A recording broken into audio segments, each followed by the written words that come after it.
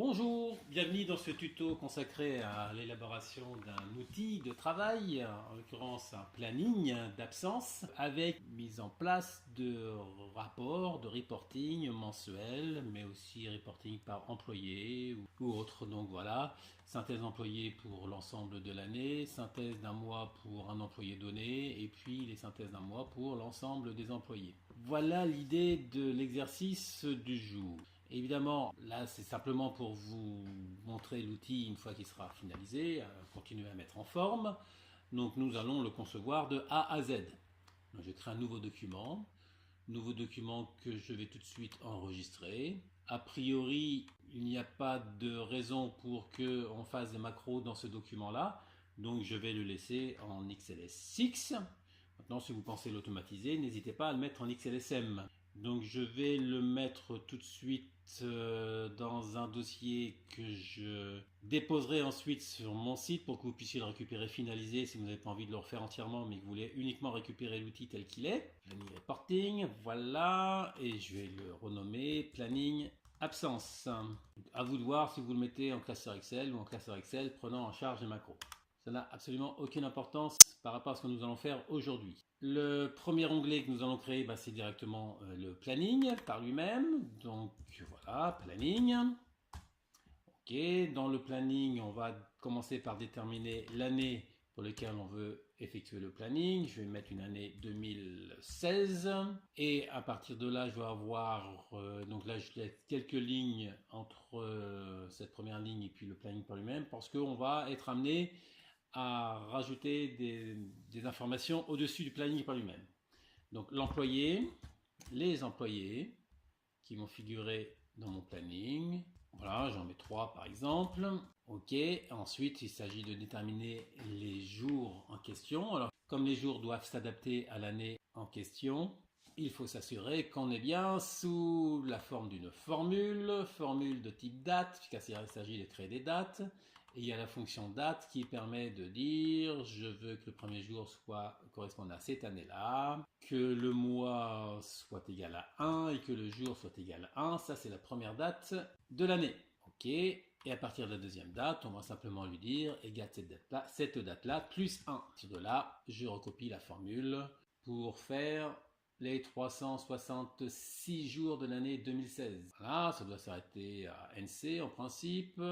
Et on arrive bien au 31 décembre 2016. Ensuite, par rapport au plan par lui-même, je sélectionne la première cellule du plan et je viens jusqu'à la dernière cellule ici. Et à ce plan-là, on va lui donner un nom, plan. Donc ça, c'est intéressant, sauf que si je rajoute un employé, cette plage nommée ne sera pas automatiquement redimensionnée.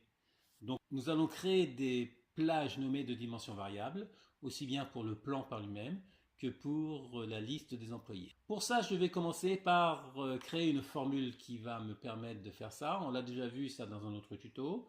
Donc c'est la formule de type recherche et matrice, recherche et référence dans cette version 2013.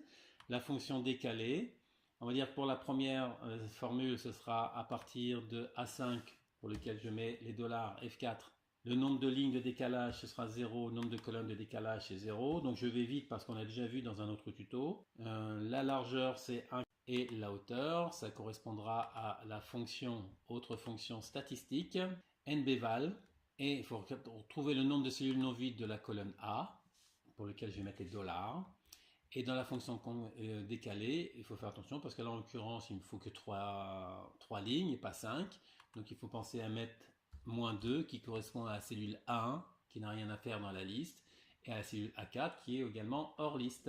Donc voilà, donc ça c'est une fonction qui va être utilisée par la suite. En elle-même, elle n'a rien à faire sur la feuille de calcul, mais j'ai créé sur la feuille de calcul simplement pour pouvoir bénéficier de l'aide. Et le texte de la formule à l'intérieur de la barre de formule, je le copie, CTRL-C, pour aller ensuite, donc je refais échappe, pour aller dans l'onglet formule gestionnaire de nom et lui dire que je vais créer un nouveau nom, employé, sans accent, et fait référence à, je lui fais directement CTRL-V. Voilà, et je vais en profiter pour lui dire que la plage nommée qui s'appelle plan, ici en l'occurrence finalement ça m'arrange pas trop, fait référence à, je vais l'effacer, CTRL-V, et on va lui dire que la première cellule du plan, ce n'est pas la cellule A5, mais c'est la cellule B5. Le décalage, c'est un petit peu le même principe. Le nombre de lignes, c'est exactement la même chose. En revanche, le nombre de colonnes, on va tout de suite le préciser à 366, qui correspond au nombre de jours de l'année. Je valide cette modification-là et je ferme. Et la formule qui est ici, je n'en ai plus besoin. Je la supprime. Ensuite, donc, il s'agit de saisir les motifs d'absence.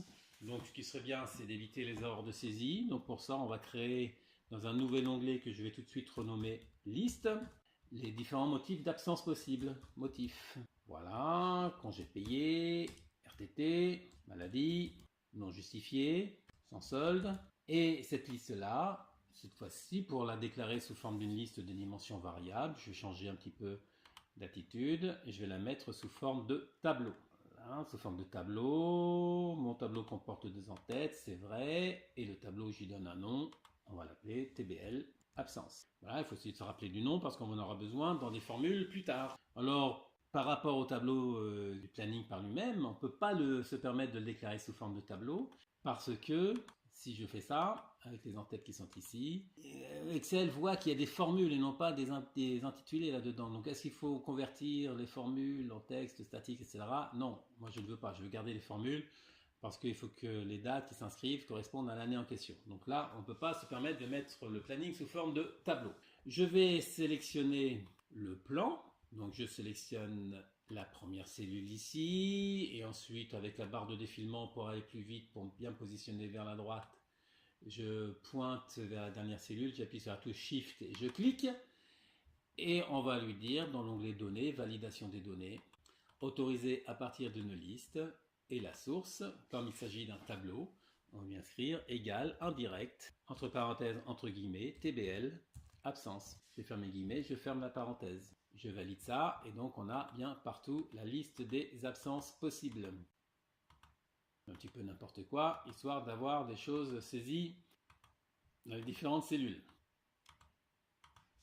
Nous allons commencer la mise en forme conditionnelle. Donc la première chose que nous allons faire, c'est mettre en une certaine couleur, faire ressortir les week-ends, les samedis et les dimanches.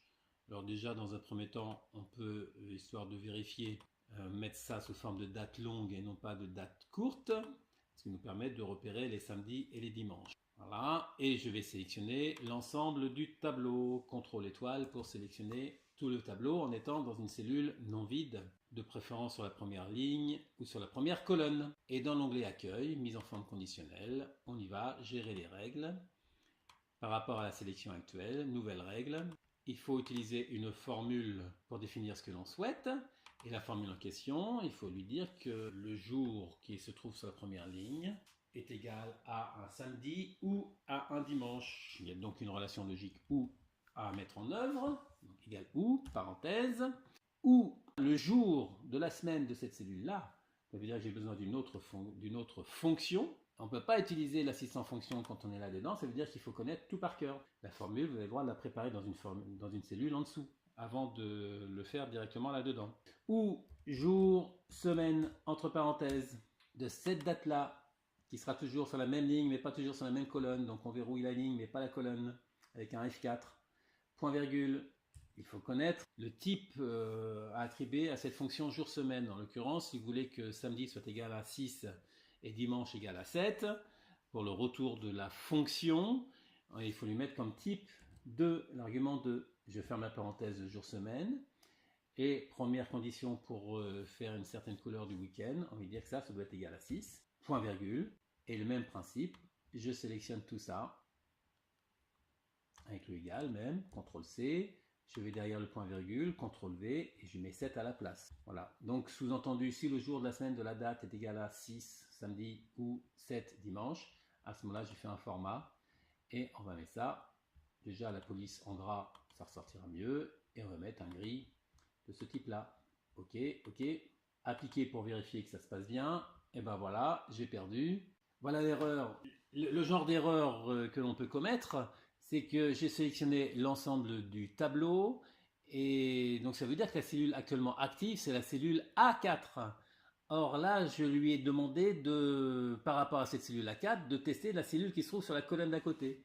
D'où, voilà, donc je n'irai pas jusqu'à dire que j'ai commis l'erreur exprès, mais finalement, ça tombe bien pour voir de temps en temps, analyser les plantages qu'on peut être amené à faire. Donc là, c'est donc A4 qu'il faut regarder et non pas B4, même si dans A4, il n'y a pas de date. Donc bien faire attention quand on applique une règle de mise en forme conditionnelle où il y a une formule à la cellule qui est actuellement active pour être en cohérence avec cette cellule-là.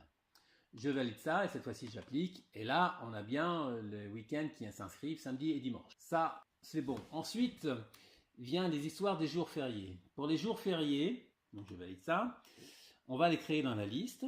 Et donc, on va prévoir des jours fériés sur 2 années, par exemple, selon la dimension de votre planning, hein, sachant que si vous voulez faire que sur une année, pas de problème. Donc, jour férié année 1 et à côté, jour férié année 2. Pour pouvoir utiliser ça facilement dans une formule au niveau du planning, l'année, la cellule où il y a l'année, je vais la renommer année. Voilà, je valide. Et au niveau de la liste, on va pouvoir faire la première formule. Formule date et heure, donc, fonction date. Voilà, l'année utilisée dans formule utilisée dans formule année. Le mois, c'est 1 et le jour, c'est 1. Voilà pour celui-ci. Je vais recopier ça pour en avoir les 8 jours fériés fixes. Et ici, on va dire que le deuxième jour férié fixe, c'est le 1er mai. Le troisième jour férié fixe, c'est le 8 mai. Troisième jour férié fixe, c'est au mois de juillet 14. Ensuite, on a au mois d'août le 15. Au mois de novembre, le 1er. Au mois de novembre, le 11. Et au mois de décembre, le 25. Voilà. Ensuite viennent les jours fériés mobiles. Tout part du lundi de Pâques ou du dimanche de Pâques, comme vous voulez. Et donc là, c'est un peu plus compliqué parce que ça fait l'objet d'une formule qui est quasiment impossible à retenir par cœur. Donc je vous l'aurai déposé dans la liste des exercices sur mon site, que vous aurez en lien dans la description de ce tuto. Là, je vais directement aller le récupérer parce que j'ai déjà ouvert le fichier en question. Il s'appelle pack.xlsx avec ici une cellule qui s'appelle année et le calcul du lundi de Pâques qui est déterminé par cette formule. Donc je récupère le texte de la formule, CTRL-C, je fais échappe directement et je vais dans mon planning en construction et ici dans la barre de formule, je fais directement CTRL-V et comme j'ai renommé de la même façon ma cellule année, ici, il n'y a pas de problème, il me récupère le lundi de Pâques sous forme de nombre, à moi de le rajouter, on va le mettre ici sous forme de date longue, histoire de vérifier que tout ça c'était bien un lundi. Je vais tout mettre sous forme de date longue au passage. Concernant le jour mobile suivant, il s'agit du jeudi de l'Ascension. C'est donc égal au lundi de Pâques auquel il faut ajouter, si je ne me trompe pas, 38. Voilà, jeudi 5 mai 2016. Et concernant le lundi de Pentecôte, égal le lundi de Pâques, plus 48, si je ne me trompe pas, perdu, ça c'est le dimanche de la Pentecôte, donc plus 49. Voilà pour tous les jours fériés de la première année de notre planning. Si on veut faire le deuxième année, on va recopier ça vers la droite. J'agrandis ça histoire de voir ce qu'il nous fait. Évidemment, il nous met les mêmes dates. Donc on va dire que dans toute cette formule-là, CTRL H pour remplacer année et mettre à la place année plus 1 pour avoir l'année suivante. Remplacer tout dans le texte sélectionné, il en a fait 10, ça me va bien, il a bien tous les jours fériés de l'année 2017. Je ferme, je vais mettre ça sous forme de tableau. Dans l'accueil, mettre ça sous forme de tableau, voilà, je choisis un tableau. Le tableau, voilà, et détermine la dimension du tableau tout seul. Le tableau comporte des entêtes, ok. Et je donne un nom à mon tableau, TBL, JF. Voilà, maintenant au niveau du planning par lui-même, on va mettre en forme les jours fériés. Donc je resélectionne une des cellules là-dedans et je fais un CTRL étoile pour sélectionner tout le tableau. Donc ruban accueil mise en forme conditionnelle, gérer les règles. Nouvelle règle qu'on va mettre à la plage actuellement sélectionnée. Utiliser une formule pour déterminer pour quelle cellule le format sera appliqué. On commence notre formule. En fait, il s'agit de vérifier si le nombre de fois où on trouve la date en question dans la liste des jours fériés est supérieur à 0. Donc la fonction qui va bien, c'est nb.si. Entre parenthèses, dans quelle plage, comme il s'agit d'un tableau, on va lui mettre un direct, entre parenthèses, entre guillemets, tbl jf.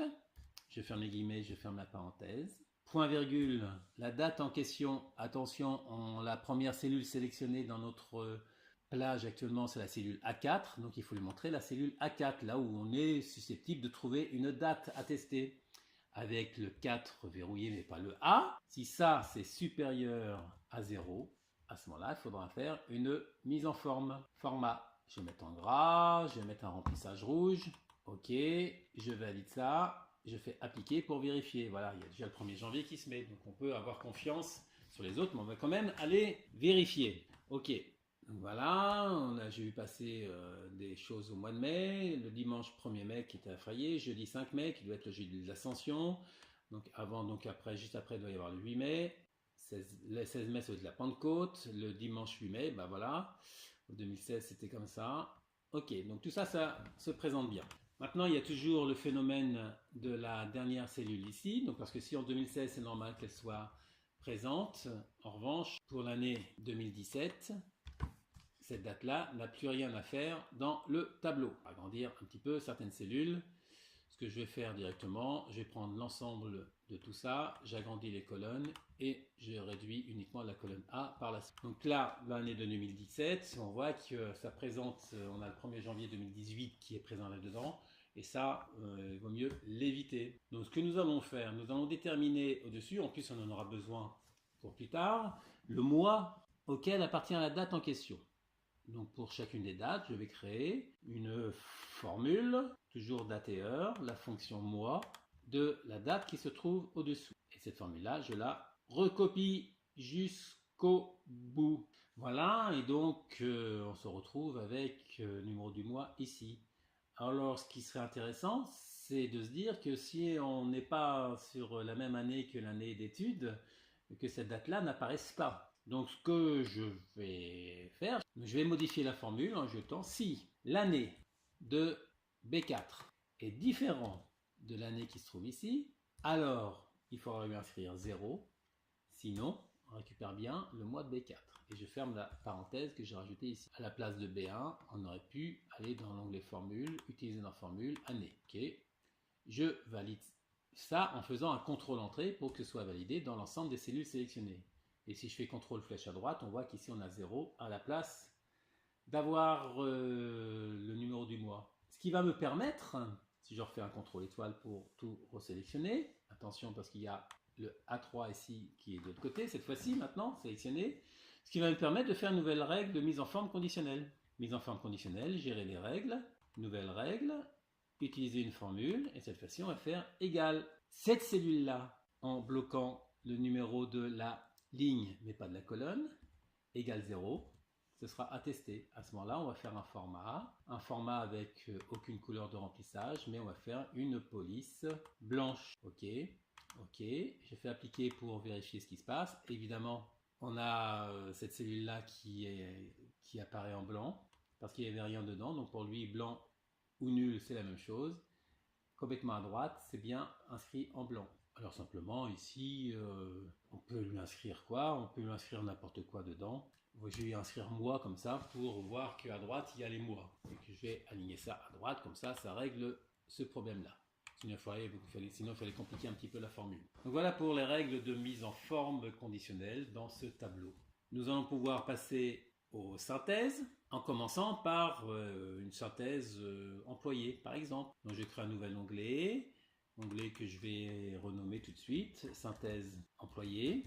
Pour la synthèse employée, on va lui demander pour quel employé on veut faire la synthèse.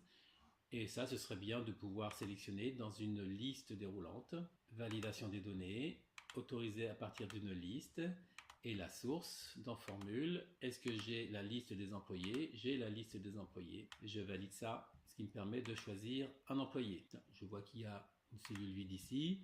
Et évidemment, parce que par rapport à ma formule, comme j'ai rajouté quelque chose ici, dans ma formule, dans le gestionnaire de noms, au niveau des employés ici, j'ai une ligne en plus. Donc ça veut dire que là, je dois faire -3 à la place de -2. Je valide ça et on aurait la même chose pour le plan par lui-même. Il va falloir faire -3 à la place de -2 pour éviter de sélectionner une ligne vide en dessous. Je valide ça. Donc là, on voit qu'il m'a sélectionné uniquement les lignes significatives. je peux fermer ça, la correction est faite. Donc faire attention quand on utilise la formule pour définir des plages nommées de dimension variable à ce que l'on fait par la suite dans notre feuille de calcul. Donc pour la synthèse employée, donc maintenant je n'ai plus de cellules vides en dessous. Je vais récupérer la liste des motifs d'absence, je vais prendre le titre en même temps, voilà, je copie et je vais coller ça ici, CTRL V, en disant de ne coller que les valeurs, 3, et en dessous je vais récupérer les mois. Donc pour les mois, je vais simplement les taper à la main, janvier, février, mars, avril, etc., mois de décembre, et reste à récupérer les totaux pour l'employé en question, pour les différents motifs. Donc là, il s'agit d'une somme multicritère, donc nous allons établir la formule mathématique, Math-et-Trigo, à base de SUMPROD. Les critères ne sont pas tous à l'intérieur de la plage. SUMPROD. J'ouvre une parenthèse. La première matrice, on va lui dire qu'on a besoin d'étudier le plan et que dans le plan, il faut qu'il y ait écrit le motif qu'on a à gauche ici. Qui seront toujours dans la même colonne, mais pas dans la même ligne. Donc on verrouille le A, mais pas le 5, en appuyant suffisamment sur F4 pour que ce soit bon. Je ferme la parenthèse et je vais multiplier par une deuxième matrice, entre parenthèses.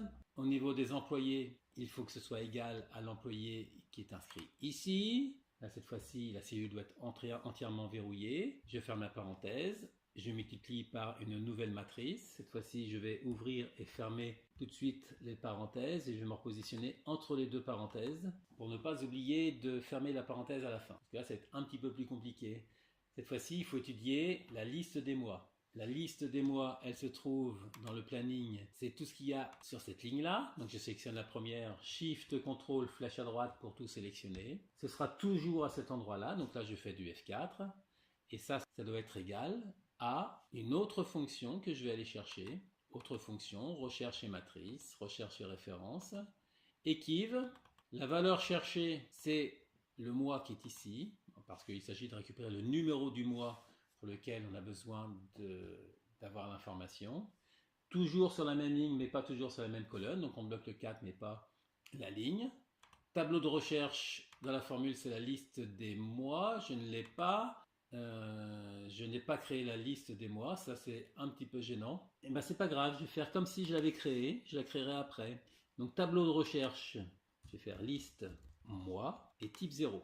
Donc il trouve non parce qu'il ne trouve pas la liste des mois tout simplement. Donc ça veut dire que dans un premier temps, il va me renvoyer un message d'erreur. Je valide ça, je recopie à droite et en bas, donc partout j'ai non évidemment. Mais je vais créer la liste des mois, voilà sur la feuille liste. Je vais taper janvier, je valide, je recopie la liste des mois ici jusqu'à décembre. Et cette plage là, je le renomme liste mois.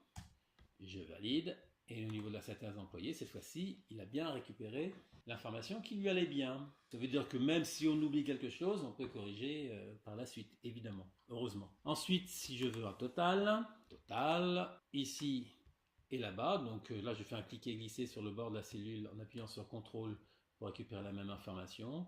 Et là, je ne vais pas m'embêter, je vais sélectionner tout le tableau avec les colonnes et lignes totaux, je fais SEM automatique pour récupérer tous les totaux. Voilà pour la synthèse de Fifi. Maintenant, si je veux faire un graphique, on va commencer par sélectionner ce qu'on veut mettre dans le graphique, c'est-à-dire l'ensemble sauf les totaux.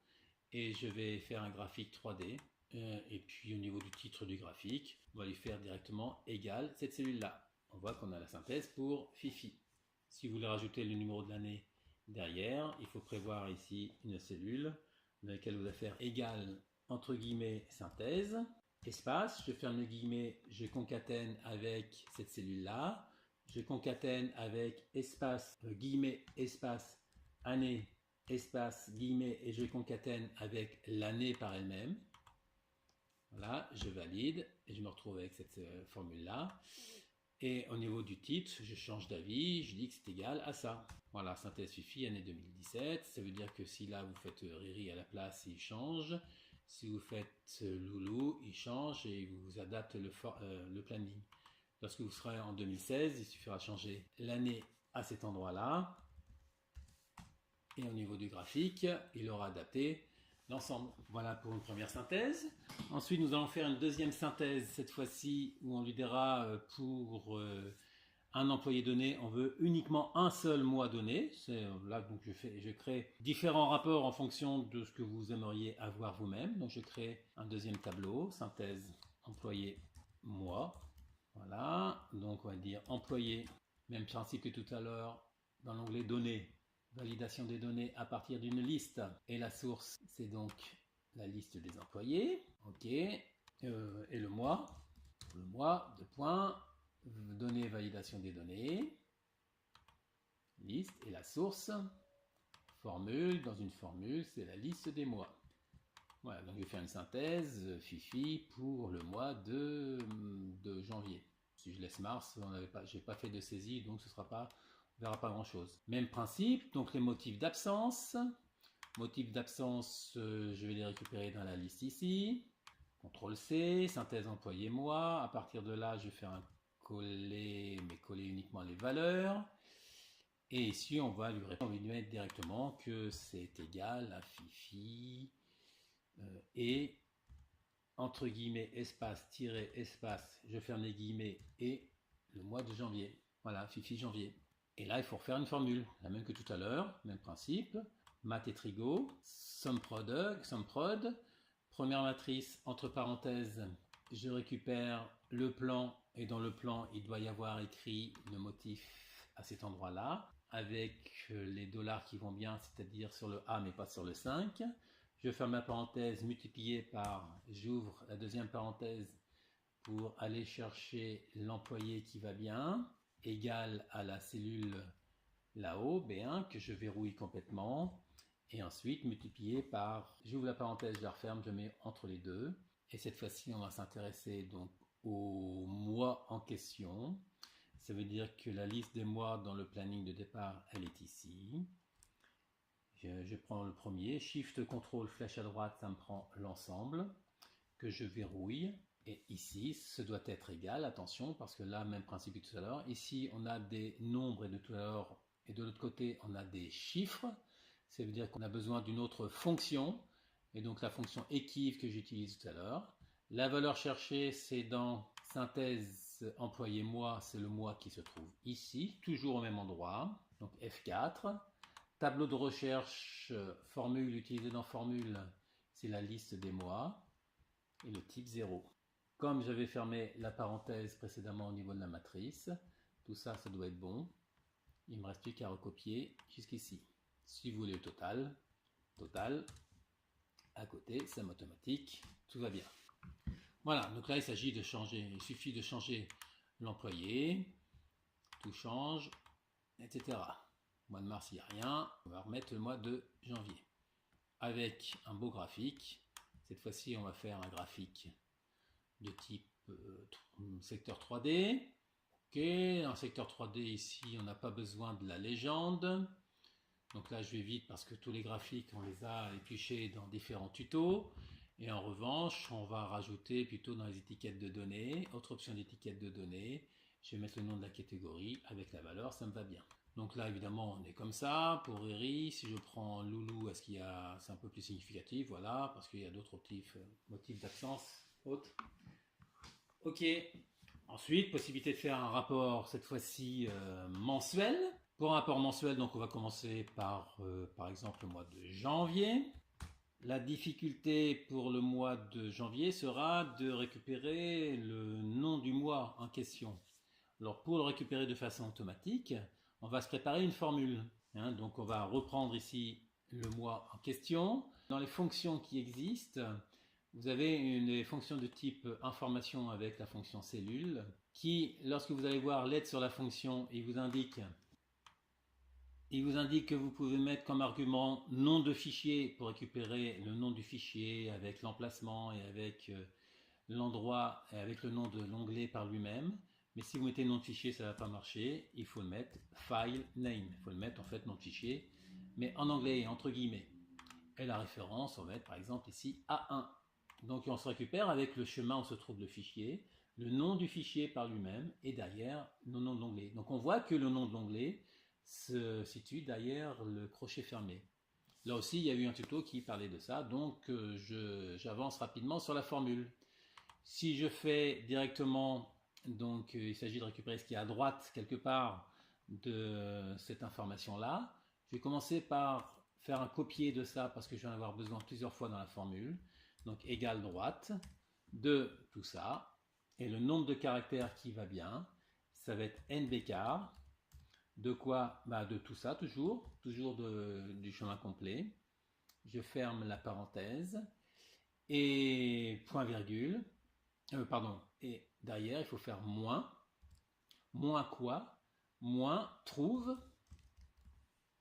Trouve le texte cherché. Il s'agit de trouver un crochet fermé. Donc je mets entre guillemets. À l'intérieur de quoi? À l'intérieur toujours du même texte. Donc je fais un CTRL V.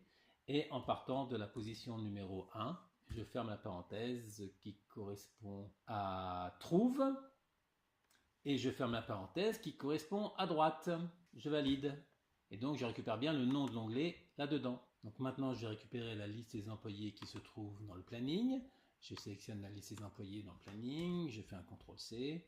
Et dans l'onglet janvier, à partir de cette cellule-là, je vais faire directement un collage spécial valeur pour éviter de récupérer la mise en forme conditionnelle qui me mettrait les cellules-ci en blanc puisqu'au-dessus, on n'a rien d'inscrit.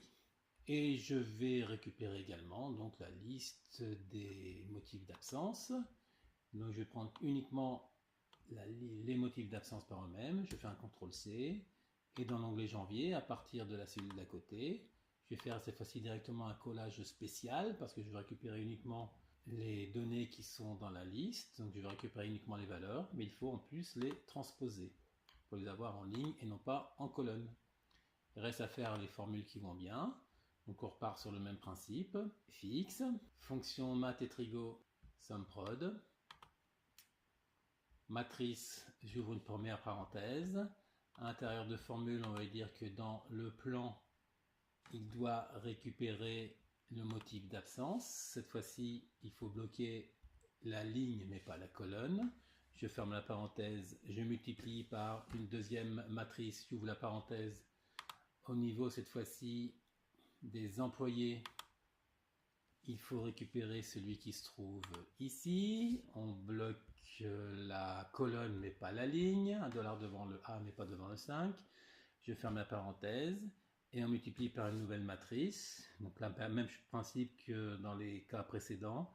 J'ouvre et je ferme tout de suite la parenthèse et je me positionne entre les deux pour lui dire que au niveau du planning, sur les dates, donc j'ai sélectionné la première, j'ai fait un Shift CTRL flèche à droite pour sélectionner tout. Ça doit être égal à quoi? Comme on a des chiffres là-dedans, à équive de la valeur cherchée, c'est ce qu'on a sur notre feuille ici, dans cette cellule-là. Ce sera toujours là-dedans, donc je verrouille B1. Tableau de recherche, c'est la liste des mois et le type 0. Parce que je recherche une correspondance exacte. Je valide ça et je recopie tout cela dans l'ensemble du tableau. Donc pour janvier, je n'ai précisé que des RTT sur Riri, ce qui me paraît un petit peu étrange. Voilà, donc qu'est-ce que j'ai oublié? J'ai oublié de verrouiller ici la plage des mois. Donc ça veut dire que je reprends ça, je fais un F4, et comme la plage est toujours sélectionnée, je fais CTRL Entrée pour valider ça partout. Et cette fois-ci, les résultats sont un peu plus cohérents. Même principe que tout à l'heure, si je veux un total ici et à droite, rien ne m'interdit de faire un total. Je sélectionne tout ça, je fais une somme automatique qui me sort directement les totaux. Et si vous voulez faire un graphique, on se fait un petit graphique. Insertion, un graphique 3D, par exemple. Mais après, si vous voulez un autre type de graphique, évidemment, libre à vous. Et au niveau du titre du graphique, je vais me prévoir à cet endroit-là. Non, on va dire tout simplement, puisque là c'est une synthèse de janvier, je vais mettre directement ce que j'ai ici, janvier. Et sur les graphiques, on va lui dire qu'on ne veut pas de légende, puisque la légende est directement inscrite au niveau des axes. Ensuite, une fois que vous avez fait janvier, pour faire février, c'est simple. On va attraper l'onglet janvier ici. On fait un cliquer glisser, on appuie sur CTRL avec le petit plus qui apparaît sur la petite feuille à côté de la flèche. Voilà, donc évidemment, il ne trouve pas le mois là-dedans, parce que ça, c'est pas significatif dedans, donc on va lui faire février. Orthographié évidemment de la même façon que dans la liste des mois. Donc il adapte tout, évidemment, comme on n'a pas saisi d'informations dans février, le graphique est vierge. Mais tout ça, c'est bon. Et ensuite, il suffit de recopier tout ça pour faire les autres mois, mars, et aller jusqu'en décembre. Voilà un exemple donc d'application, un exemple de reporting à partir d'un planning d'absence. J'espère que cela vous sera utile. Bonne continuation, merci, à ciao.